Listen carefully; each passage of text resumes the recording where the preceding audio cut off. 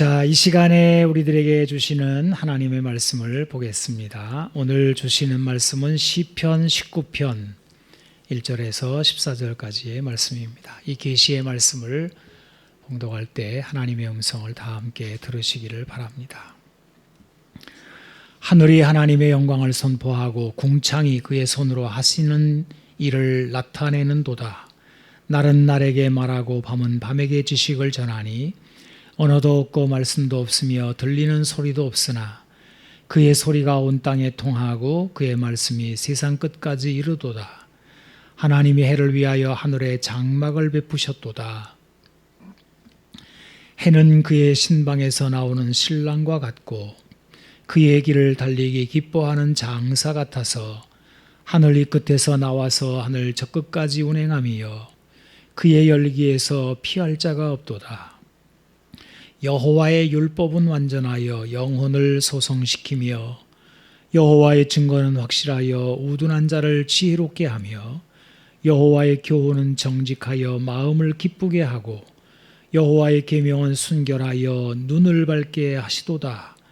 여호와를 경외하는 도는 정결하여 영원까지 이르고 여호와의 법도 진실하여 다 의로우니 금곧 많은 순금보다 더 사모할 것이며 꿀과 송이꿀보다 더 달도다. 또 주의 종이 이것으로 경고를 받고 이것을 지킴으로 상이 크니이다. 자기 허물을 능히 깨달을 자 누구리요. 나를 숨은 허물에서 벗어나게 하소서. 또 주의 종에게 고의로 죄를 짓지 말게 하사 그 죄가 나를 주장하지 못하게 하소서. 그리하면 내가 정직하며 큰 죄가에서 벗어나겠나이다. 나의 반석이시요 나의 구속자이신 여호와여, 내 입의 말과 마음의 묵상이 주님 앞에 연락되기를 원하나이다. 아멘. 전에도 작년에도 그랬습니다만은 올해도 지난 주간에 제 아내가 옷장을 열어보더니 저를 불렀습니다. 당신 옷에 곰팡이가 피었으니 좀 보라는 것입니다. 한여름에 습도가 높아지고 무더워서 일어난 일입니다. 어떻게 이리 많은 곰팡이가 옷장 안에 있는 옷에 필 수 있는지에 대해서 저도 깜짝 놀랐습니다. 사실 제 아내가 요 며칠 전에 곰팡이가 있다는 경고를 해 주었습니다마는 귀찮기도 하고 또 불쾌하기도 해서 차일피일 미루다가 이렇게 열어보니까 이 지경입니다. 그런데 가만히 보니까 어떤 옷에는 곰팡이가 피고 또 어떤 옷에는 곰팡이가 피질 않아서 가만히 생각을 해보니까 지난 철에 입었다가 그냥 옷 중에 그냥 넣어두었던 그런 옷에만 이제 곰팡이가 피는 겁니다. 그때 흘렸던 땀이 배어 있고 또 먼지 곰팡이균들이 그냥 묻어 있는 채로 그런 좁은 공간에 넣어두었더니 이렇게 무덥고 습한 때에 격하게 곰팡이가 올라 버린 것입니다. 그래서 난리가 났죠. 버릴 거 다 버리고요. 또 빨 거 다 세탁기에 빨고요. 또 햇볕에 다 내다 널고요. 이랬더니 이제 저희 집 옷장이 깨끗해졌습니다. 이 한여름의 태양은 양면성을 갖고 있습니다. 이불이나 빨래를 내다 널면 소독도 되고 모든 것을 깨끗하게 만듭니다. 태양은 생명체에 에너지를 주어서 활기 있게 합니다. 식물이 자라게 하고 열매를 잇게 합니다. 또 우리 사람에게는 그냥 햇볕을 쬐기만 해도 비타민 D가 만들어지기도 합니다. 때로는 추위를 막아주기도 하고 밝은 빛을 환하게 비추어 주어서 우리들의 활동을 원활하게 만들어주기도 합니다. 그야말로 태양의 혜택은 이루다 열거할 수가 없을 정도입니다. 하지만 태양은 또 다른 면을 가지고 있습니다. 한여름의 뜨거움이 습기를 만나면 이제 제가 저희 집에 얘기를 드린 것처럼 곰팡이가 막 얼마나 해롭게 번성하는지 또 태양은 강할 때 자외선이 얼마나 강한지 노출되면 피부를 손상시키고 화상을 입힙니다. 우리나라도 지금 많이 덥습니다만은 지구촌 가운데에는 지금 섭씨 50도를 오르내리는 아주 강렬한 더위로 많은 사람들이나 또 가축이 죽어나가고 농작물이 타들어가는 그런 해를 입기도 합니다. 태양이 얼굴을 바꾸면 무섭습니다.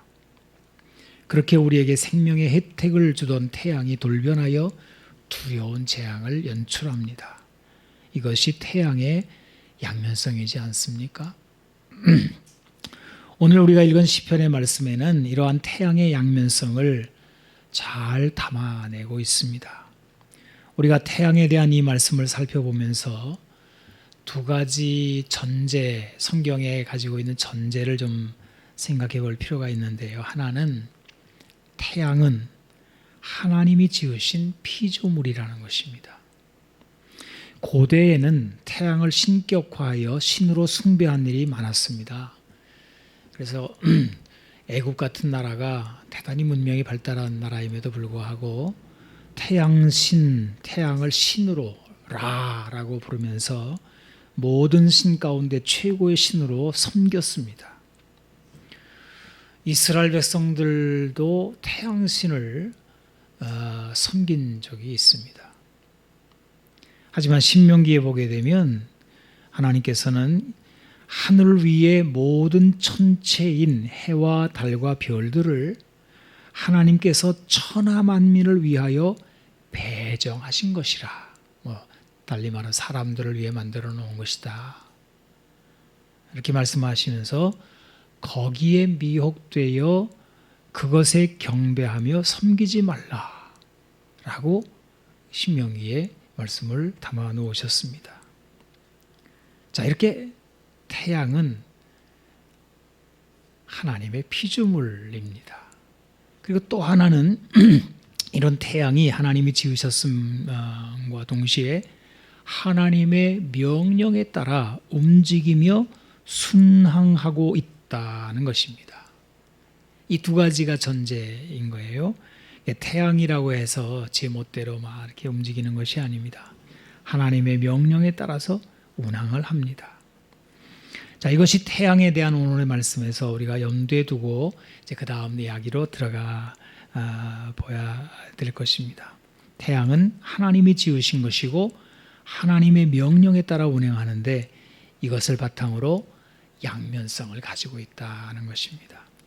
자, 그러면 태양의 양면성을 오늘 본문이 말하는 양면성을 좀 살펴보겠습니다. 오늘 본문에는 태양에 대하여 두 가지 이야기를 담았어요. 태양을 마치 사람처럼 의인화하여서 이렇게 설명을 하고 있는데요. 그 두 가지는 신랑과 달리기 선수입니다. 여러분 오늘 시편 19편 5절을 한 번 더 다시 읽어보겠습니다. 해는 그의 신방에서 나오는 신랑과 같고 그의 길을 달리기 기뻐하는 장사 같아서 태양을 신방에서 나오는 신랑과 같다라고 이야기를 합니다. 여러분 이런 이야기를 들으시면 어떤 생각이 드십니까? 여기 우리 두 분, 이 집사님 두 분도 신방에서 나온 신랑의 경험이 있지 않으십니까? 저도 그렇고요. 결혼한 사람들, 남자들은 다 이런 경험이 있는데요.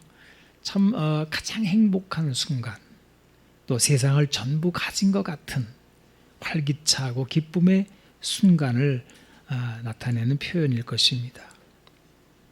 오늘날에는 결혼을 하게 되면은 신혼여행을 가서 신방을 차립니다. 대부분 다 그렇겠죠. 신방이 여행 중에서 주로 이제 타국에 가서 이루어지는 경우가 많습니다. 하지만 옛날 이스라엘 백성들의 결혼 풍습은 오늘날 우리들의 풍습과는 전혀 다릅니다. 결혼식은 결혼식장에 가서 하는 것이 아니라 예배당에 가서 하는 것이 아니라 신랑 집에서 합니다. 만찬도 거기서 합니다. 그리고 첫날 밤은 신부의 방에서 합니다. 신랑의 방이 아니라 신부의 집에서 합니다. 그러니까 신랑은 여자의 집에서 첫날 밤을 지내는 것입니다. 여기 오늘 우리가 읽은 태양은 신랑과 같다. 이 신랑이라고 하는 단어도 히브리어로는 딸의 남편, 사위 이런 뜻입니다. 여러분 창세기 29장을 보게 되면 야곱이 결혼해서 첫날 밤을 맞는 장면이 나오지 않습니까? 성경은 이렇게 써 있어요. 야곱이 신부에게로 들어갔다 그래요. 언제나 신랑이 신부에게로 들어갑니다. 이것이 당시의 결혼 풍습입니다. 창세기 24장에는 이삭이 리브가를 아내로 맞이하는 이야기가 나오는데요. 그런데 이 리브가는 우리가 알다시피 아주 먼 데서 데려온 신부입니다. 그렇기 때문에 신랑인 이삭이 신부의 집으로 들어가서 첫날 밤을 지낼 수는 없습니다. 그래서 성경은 이렇게 기록하고 있습니다. 이삭이 리브가를 인도하여 그의 어머니 사라의 장막으로 들이고 그를 맞이하여 아내로 삼고 사랑하였다. 자기 엄마 집을 신부의 집으로 이렇게 인식하게 한 거죠. 리브가가 시어머니의 장막을 자기의 장막으로 삼아서 신랑을 맞이한 것입니다. 이렇게 신랑은 신혼의 기쁨을 신부의 장막에서 누립니다. 신부는 자신의 순결과 아름다움을 고이 간직하였다가 이렇게 신랑에게 전부 드림으로 신랑의 사랑을 독차지한다는 개념입니다. 그런데 여기에서 양면성이 터져 나옵니다. 만약에 신랑이 신부의 장막에서 첫날 밤을 보내다가 신부가 순결하지 않았음을 밝혀지면 신랑이 신부의 방에서 나오는 그 시간은 기쁨의 시간이 아니요 행복한 시간이 아니요 재앙과 끔찍한 시간으로 돌변하는 것입니다. 신부의 순결함에 따라 신랑이 밖으로 나오는 순간이 기쁨이 되기도 하고 재앙이 되기도 합니다. 이것이 신부의 방에서 나오는 신랑의 양면성입니다. 이것은 율법에도 기록이 되어 있습니다. 바로 신명기 22장에 13절부터 21절까지 좀 길게 나오는 순결에 관한 법입니다. 제가 이것을 시간상 읽지는 않겠습니다만 신부가 첫날 밤에 순결하지 않음이 밝혀졌을 때에는 돌로 쳐 죽이라는 끔찍한 율법이 기록되어 있습니다. 하지만 반대의 경우도 바로 나오지요. 신부가 순결함에도 불구하고 신랑이 첫날 밤을 치른 후에 신부를 비방하면 오히려 신랑을 때리고 벌금 물리고 일평생 그 여인을 버리지 못하게 하는 율법 규정입니다. 그리고 너는 이와 같이 하여 너희 가운데 악을 제할지니라 라는 말씀이 반복해서 나오는데 이런 율법 규정의 목적이 악을 제함에 있음을 나타내는 말씀입니다.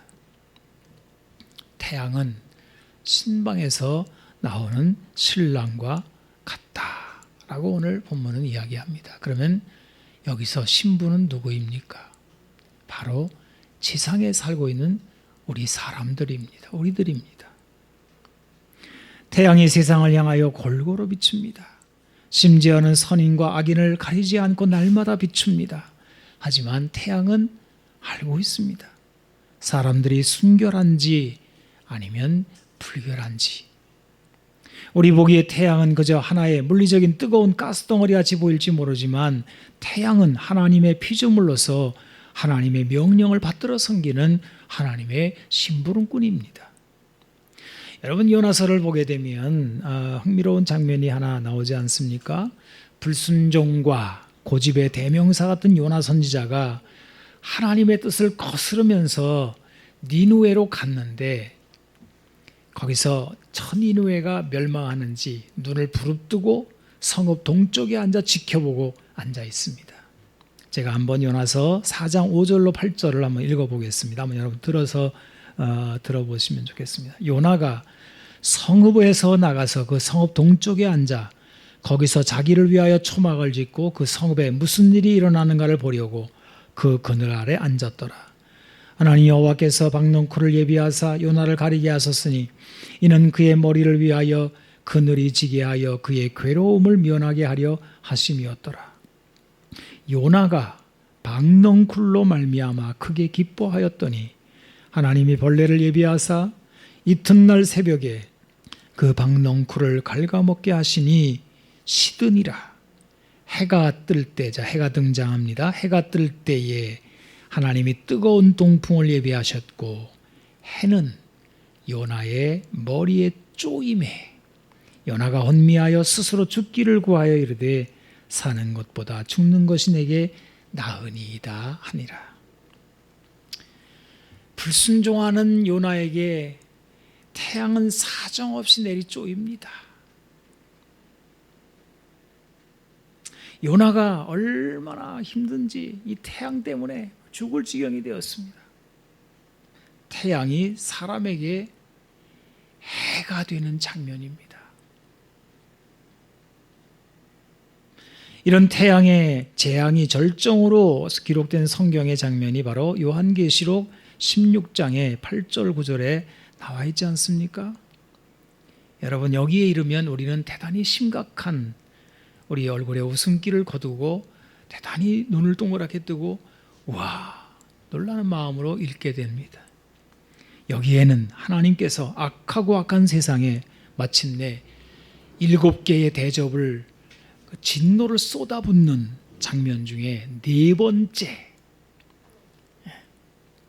이렇게 기록이 되어 있습니다.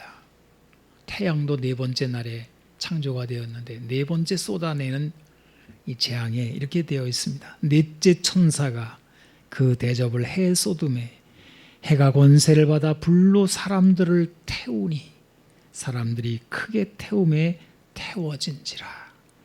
이 재앙들을 행하는 권세를 가지신 하나님의 이름을 비방하며 또 회개하지 아니하고 주께 영광을 돌리지 아니하더라. 여러분 이것은 죄짓고 악한 자들을 향한 태양의 태도입니다. 참 무서운 이야기 아니겠습니까? 그래도 사람들은 하나님께로 돌아오지 않더라는 겁니다. 하지만 성경은 태양의 이런 면만을 이야기하지는 않습니다. 우리가 잘 알고 있는 대로 시편 121편 여기에 보게 되면 하나님이 그 자기의 백성들을 향한 그 사랑이 어떻게 나와 있습니까? 태양의 해를 막아주시는 환난을 면하게 하시는 그 은혜로운 말씀이 이렇게 기록이 되어 있지 않아요? 5절로 7절을 읽어봅니다. 여호와는 너를 지키시는 이시라. 여호와께서 내 오른쪽에서 내 그늘이 되시나니 낮의 해가 너를 상하게 하지 아니하며 밤의 달도 너를 해치지 아니하리로다. 여호와께서 너를 지켜 모든 환난을 면하게 하시며 또 내 영혼을 지키시리로다. 자, 이제 두 번째 태양의 양면성에 대한 두 번째 이야기를 우리가 보게 되는데요. 여기는 달리는 장사 같다 이렇게 의윤화해서 이야기를 하고 있습니다. 달리는 장사라는 말은 군인 같은 용사를 나타내는 그런 말입니다만은 자기의 길을 달리는 장사라는 말 그대로 경기장의 트랙을 달리는 선수를 생각해도 좋겠습니다. 오늘 마침 올림픽이 마치는 날이라 마라톤을 지금 거의 끝났겠네요. 이제 막 중간에 하는 걸 보고 영상을 보다가 왔습니다만은 참 대단하지요. 그 이 무더운 여름에 42.195km를 전력으로 달려나가는 선수들을 보면서 참 달리기 선수들은 대단하다 이런 생각을 하게 되었는데 저 하늘에 그런 달리기 선수 하나 있다는 거죠. 태양입니다. 태양은 매일같이 동쪽에서 떠서 서쪽으로 정해진 자기의 길을 달리는 힘 있는 달리기 선수입니다.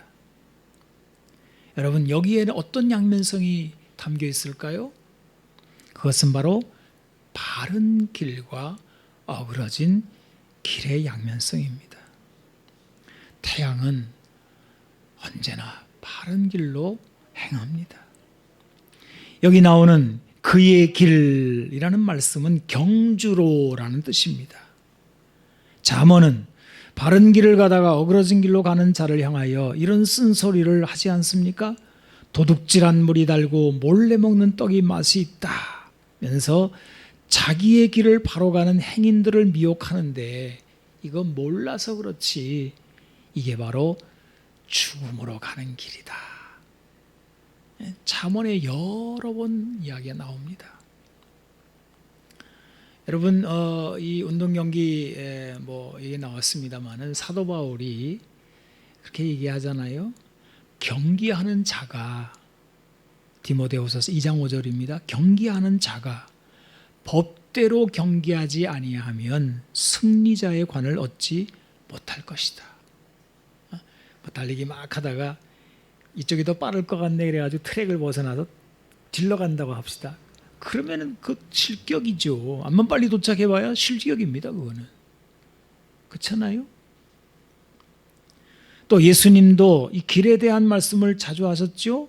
내가 곧 길이요 진리요 생명이라 말씀하셨고, 또 마태복음 7장 13절 14절에 그 유명한 말씀, 좁은 문으로 들어가라.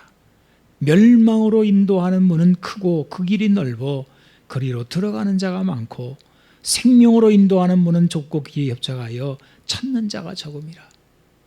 여러분, 오늘 이 자리에 대단히 적은 무리가 모였습니다. 우리 부산의 인구가 얼마입니까?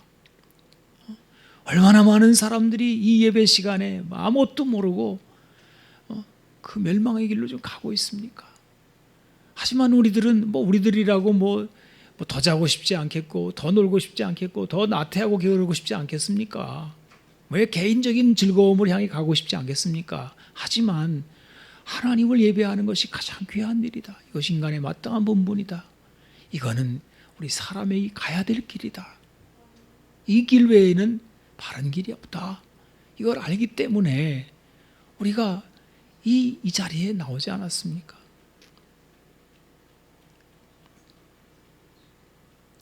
사람은 어떤 길을 가느냐가 중요합니다.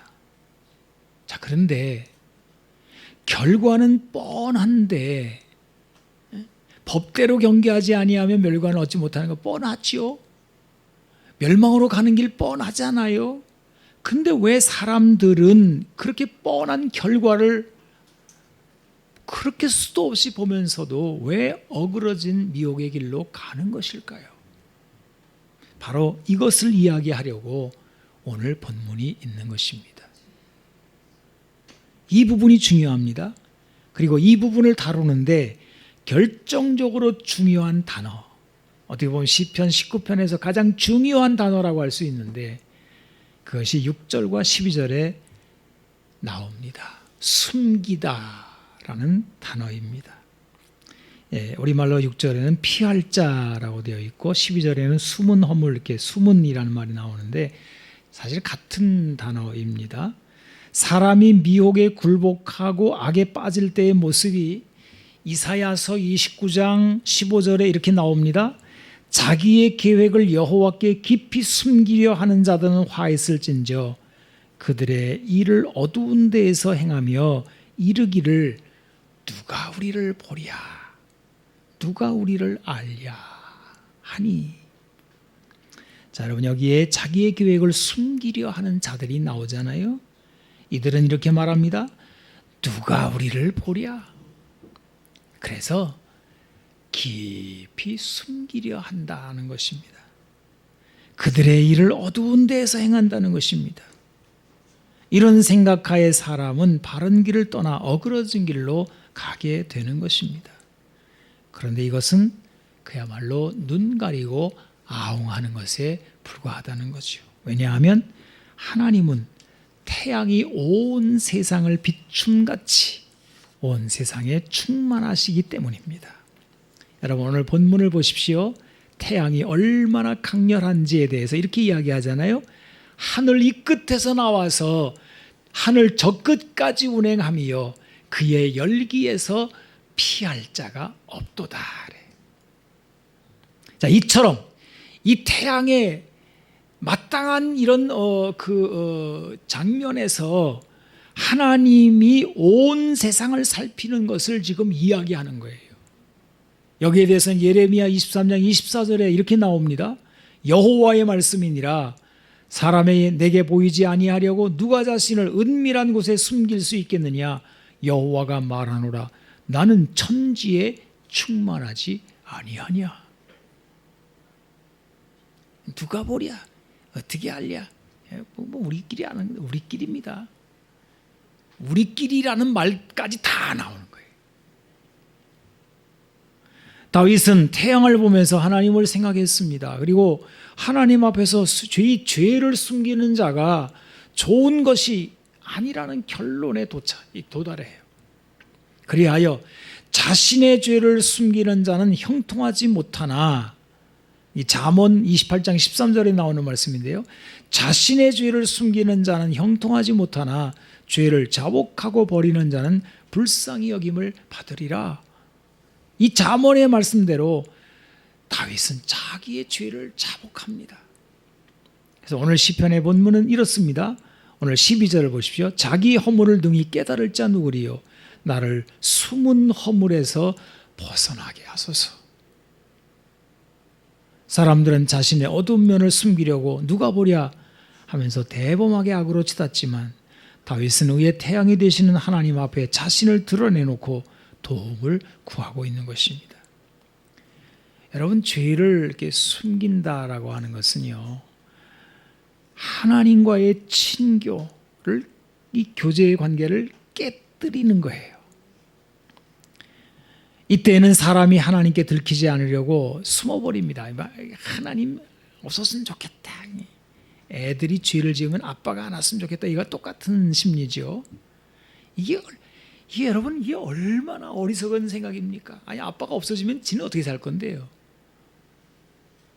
그런데도 불구하고 자기가 지은 그 죄가 너무 커 보이고 들키면 내맞는 게 싫어서 아빠에게서 숨어버리잖아요. 사람이 하나님께서 숨어버리잖아요. 그런데 이때에는 놀랍게도 하나님도 그 얼굴을 숨기신대요. 계속 숨는다는 말이 나오잖아요. 하나님도 얼굴을 가리우신대요. 하나님이 자신의 얼굴을 숨기시는 것입니다. 하나님과 사람의 완전한 단절이 이루어집니다. 이것은 마치 이 세상에서 태양이 사라진 것 같은 현상입니다. 여러분, 이 세상에 태양이 사라지면 모든 생명체는 다 멸망합니다. 이보다 끔찍한 일이 어디 있겠습니까? 그래서 하나님께서는요, 이스라엘 백성들을 불러 모으시고 너희들은 내 백성 제사장 민족이라 해놓고는 성막을 짓고 제사장을 임명한 다음에 그 제사장으로 하여금 아주 중요한 직무를 하나 맡기시죠. 그게 민수기 6장 22절에서 27절에 나오는 말씀인데요. 제가 읽어보겠습니다. 여호와께서 모세에게 말씀하여 이르시되 아론과 그의 아들들에게 말하여 이르기를 너희는 이스라엘 자손을 위하여 이렇게 축복하여 이르되 여호와는 내게 복을 주시고 너를 지키시기를 원하며 여호와는 그의 얼굴을 내게 비추사 은혜 베푸시기를 원하며 여호와는 그 얼굴을 네게로 향하여 드사 평강 주시기를 원하노라 할지니라 하라. 그들은 이같이 내 이름으로 이스라엘 자손에게 축복할지니 내가 그들에게 복을 주리라. 이걸 제사장의 축도라고 그러는데요. 저도 가끔 이제 주일 예배 끝나고 구약의 축도를 할 때가 있습니다. 이 제사장의 축도의 내용은 딴 거 없어요. 하나님 얼굴 숨기지 마시고 하나님 얼굴 낯을 우리에게 돌이켜서서 우리와 친분한 교제를 끊지 말아주세요. 이런 내용이거든요. 우리 하나님은 의의 태양이십니다. 우리가 물리적으로 보는 태양은 참된 태양이 되시는 하나님의 거울입니다. 태양 앞에 모든 만물이 숨거나 피할 수 없음 같이 우리는 하나님 앞에서 피하거나 숨을 수 없습니다. 요나는 깊은 바다 물고기 뱃속에 들어가서 이것을 깨닫습니다. 시편 139편에서 우리는 이런 고백을 듣습니다. 7절로 12절 우리가 잘 알고 있는 말씀이잖아요. 내가 주의 영을 떠나 어디로 가며 주의 앞에서 어디로 피하리이까. 내가 하늘에 올라갈지라도 거기 계시며 수월에 내 자리를 펼지라도 거기 계시니이다. 내가 새벽 날개를 치며 바다 끝에 가서 거주할지라도 거기서도 주의 손이 나를 인도하시며 주의 오른손이 나를 붙드시리이다. 내가 혹시 말하기를 흑암이 반드시 나를 덮고 나를 두른 빛은 밤이 될지라 할지라도 주께 주에게서는 흑암이 숨기지 못하며 밤이 낮과 같이 비추이나니 주에게는 흑암과 빛이 같음이니이다. 한때 이스라엘 백성들에게는 아주 어려운 시절이 있었습니다. 좀 이상하죠? 하나님 백성들에게는 어려운 시절이 자주 옵니다. 바벨론 포로로 끌려갔다가 또 돌아왔습니다만 너무 미약하고 가진 것도 없고 주변에 대적들은 많고 이런 어려운 때에 이렇게 사방이 두렵고 불투명하고 또 미래의 소망도 없고 이럴 때에 그래도 이스라엘 백성들은 늘 기도를 했나 봐요. 그 사람들이 뭐의 배인 거니까 주여 도와주시옵소서. 지금 상황이 이렇습니다. 근데 기도가 하나도 안 이루어지는 것 같으니까 불평을 막 했나 봐요. 아유, 하나님이 뭘 보시나? 우리는 잊혀진 것 같아. 이런 생각들을 많이 가지고 있었나 봐요. 이때에 하나님께서는 이사야 선지자를 통하여 놀라운 메시지를 선포하지 않습니까? 야곱아, 어찌하여 내가 말하며 이스라엘아, 내가 이르기를 내 길은 여호와께 숨겨졌으며, 자, 여기 숨겨졌다는 말 나오지요? 내 송사는 내 하나님에게서 벗어난다 하느냐? 너는 알지 못하였느냐? 듣지 못하였느냐? 영원하신 하나님 여호와 땅 끝까지 창조하신 이는 피곤하지 않으시며 곤비하지 않으시며 명철이 아니없으시며 피곤한 자에게 능력을 주시며 무능한 자에게 힘을 더하시나니 소년이라도 피곤하며 곤비하며 장정이라도 넘어지며 쓰러지되 오직 여호와를 앙망하는 자는 새 힘을 얻으리니 독수리가 날개치며 올라감 같을 것이요 다른 박질하여도 곤비하지 아니하겠고 걸어가도 피곤하지 아니하리로다. 사실 여기 태양이라는 단어가 한 번도 안 나옵니다만은 사실은 태양을 지금 전제로 하고 이야기하는 것 같은 느낌을 우리는 많이 받아요. 왜냐하면 우리 하나님은 피곤치 않으시고 곤비치, 태양이 한 번도 피곤한 적이 없거든요. 한 번도 곤비한 적이 없고, 독수리가 날개치며, 여러분 독수리가 확 올라갈 때는 이 태양으로 말미암은 이 뜨거운 강렬한 햇볕으로 말미암아 상승 기류가 일어났을 때 그 기류 타고 올라가는 거거든요. 그러니까 이게 이사야 40장에 나오는 말씀인데 사실은 여기 태양이라는 말은 안 나오지만은 태양을 전제로 하고 지금 쓰는 듯한 그런 내용인 거예요. 또 이렇게 말씀하십니다. 오직 시온이 이르기를 여호와께서 나를 버리시며 주께서 나를 잊으셨다 하였거니와 여인이 어찌 그 젖 먹는 자식을 잊겠으며 자기 태에서 난 아들을 긍휼히 여기지 않겠느냐. 그들은 혹시 잊을지라도 나는 너를 잊지 아니할 것이라. 내가 너를 내 손바닥에 새겼고 너의 성벽이 항상 내 앞에 있다. 여러분, 태양은 피곤해하지 않습니다. 어제 세상이 어둡고 혼란하다 하여 오늘의 태양이 뜨지 않는 일도 없습니다. 바람과 함께 사라지다의 그 명대사 내일은 내일의 태양이 떠오른다처럼 태양은 쉼없이 세상에 소망을 줍니다. 이제 말씀을 마치겠습니다. 신학적으로 하나님은 이 세상에 두 권의 책을 주셨다라고 합니다. 하나는 성경책이죠. 그리고 또 하나는 하나님이 지어놓으신 이 피조 세계입니다. 여기에 해와 달과 별들이 들어 있습니다. 우리가 성경을 보면 하나님의 메시지가 가득 담겨 있음을 보게 됩니다. 성경에는 축복도 나오고 저주도 나옵니다. 성경의 메시지는 글로 되어 있어서 너무도 명확합니다. 사람이 하나님이 글로 주신 말씀을 받으면 이것으로 경고도 받고 그 결과를 상으로 받을 수도 있습니다. 여러분은 성경을 사랑하십니까? 성경으로 경고를 받고 있습니까? 여기 앉은 우리는 복 있는 사람들입니다. 왜냐하면 주야로 말씀을 묵상하는 자이기 때문입니다. 하지만 우리가 몸담고 있는 이 세상은 성경을 인정하지 않습니다. 성경의 권위를 밟습니다. 성경책을 하나의 고대 문서 정도, 이스라엘 백성들의 역사책이나 신화집 정도로 여깁니다. 이제 이 세상을 향한 하나님의 메시지의 한 면이 닫힌 것입니다.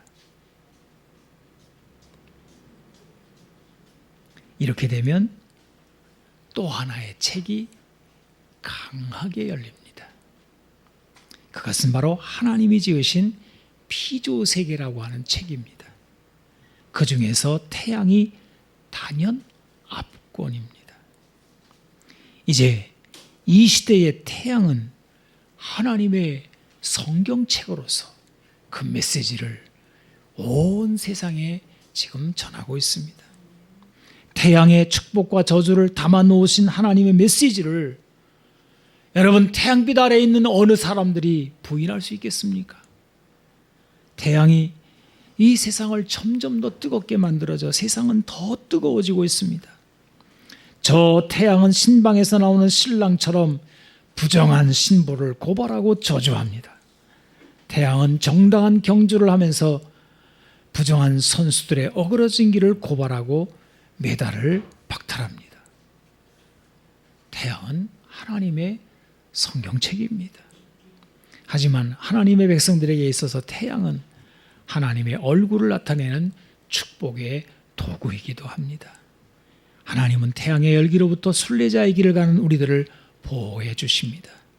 하나님은 그 얼굴을 해처럼 우리의 심령에 비추어 그 은혜를 나타내고 있습니다. 이제 요한계시록을 가보게 되면 거기에는 놀라운 미래의 소망이 이렇게 그려져 있어요.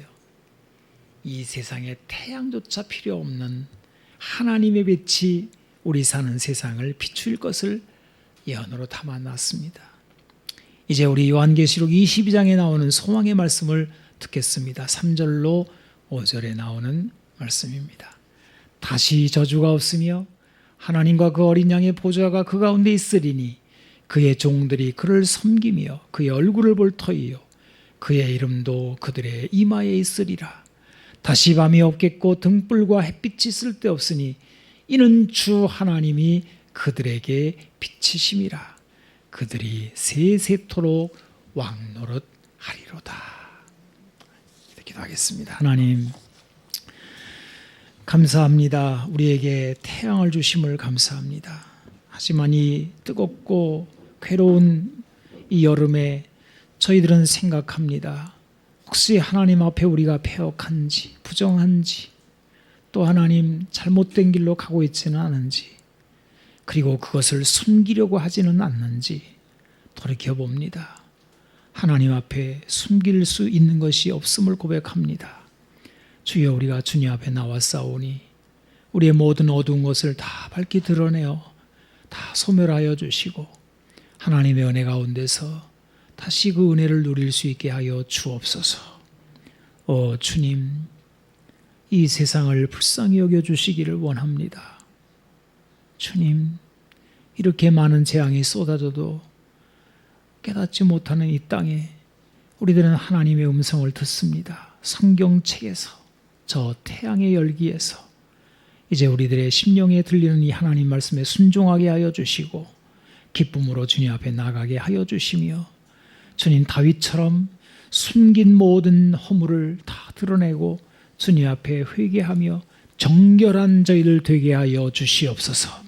하나님께서 우리를 보호하시고 책임지시겠다는 이 약속의 말씀을 이 환난 때에 저희들이 듣습니다. 주여, 우리 성도들을 지켜주시옵소서. 우리 구주 예수님의 이름으로 기도하옵나이다. 아멘.